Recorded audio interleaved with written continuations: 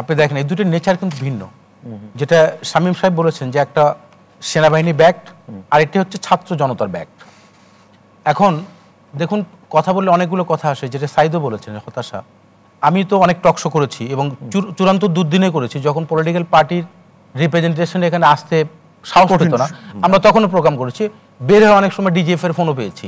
কিন্তু গত হচ্ছে এটা 5 তারিখে না, কিন্তু তার আগে যদি আপনি ব্যাক 7 ইয়ার্স, আমরা তখন থেকে প্রোগ্রামগুলো করছি, ঝুঁকি নিয়ে করেছি। তখন কিন্তু আমাদের ঝুঁকি ছিল, এখন হয়তো কথা বলার ঝুঁকি নাই, এটা ফিল করি।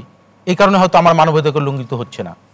আপনি যেটা বলেছেন যে দেখুন এই যে আমলাতন্ত্র, আমি একটা কথা প্রথমে বলেছি, যেটা ব্যাকআপ, যেটা শামীম সাহেব বললেন যে স্ট্যাবিলিটি। আমি যখন কোনো কাজটা করব, ধরুন আমি একটা এক্সাম্পল দিই নাম উল্লেখ না করে, একজন পুলিশ অফিসারকে আমি জিজ্ঞেস করলাম যে আপনারা এখন আগের মতো করে কাজ করছেন না কেন?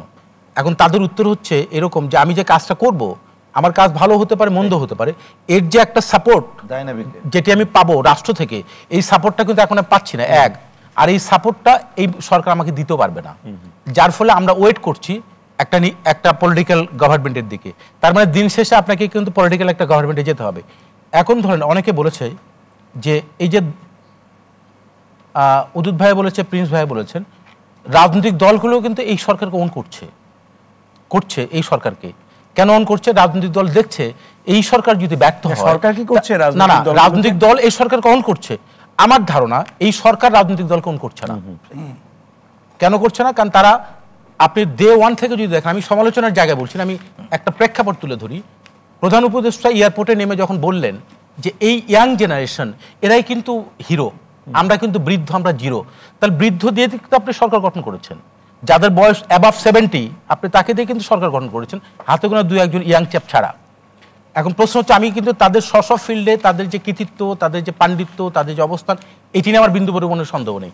কিন্তু আপনি দেখবেন যে 75 অ্যাবাভ 75 এবং প্রধান উপদেষ্টার বয়স এখন 84।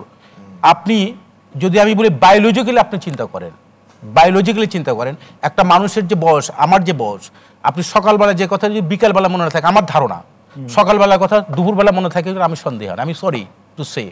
আপনি সেইটাকে দিয়ে আপনি এই যে যিনি এখন আপনার স্বরাষ্ট্র উপদেষ্টা, ওনার যে অ্যাপ্রোচ এবং তার যে একটা অ্যাডমিনিস্ট্রেশন চালানোর যে ক্যাপাবিলিটি, আমি তো মনে করি এটা সম্ভব না। কারণ যার ফলে পুলিশ বাহিনী বলেন, এই যে ব্যুরোক্রেসি বলেন, কাজ করছে না, এটা সত্য। কিন্তু এখন কি করতে হবে? এখন যেটা করার সেটি হচ্ছে অতি দ্রুত, আমি কিন্তু যে পজিটিভলি দেখতে চাই, অতি দ্রুত। আপনি সংস্কারের কথা বলছেন, সংস্কার তো একটা বড় ফিল্ড, বড় ক্যানভাস। আপনি কোন সংস্কার করবেন? রাষ্ট্র কাঠামোর সংস্কার করবেন, রাজনৈতিক দলের সংস্কার করবেন, অর্থনীতির সংস্কার করবেন, শিক্ষার সংস্কার, কোনো আলোচনা আসছে? কোনো আলোচনায় আসে নাই। আপনি সমালোচনা করছি না, আমি সমালোচনার জন্য করছি না। দেখুন, এই 5 তারিখের আগে বাংলাদেশে এই যে শিক্ষার্থীদের সাথে পেশাজীবী, যেটি অজিত ভাই উল্লেখ করেছেন, আমরা নিজেরা কিন্তু মাঠে, আমি রাষ্ট্রদ্রোহী মামলা খেয়েছি। 3 তারিখের ডেমনস্ট্রেশন করতে গিয়ে যদি 5 তারিখে শেখ হাসিনা ফল না করতে, আমি রাষ্ট্রদ্রোহী মামলায় গ্রেফতার হতাম, হয়তো আমি পৃথিবীতে থাকতাম না।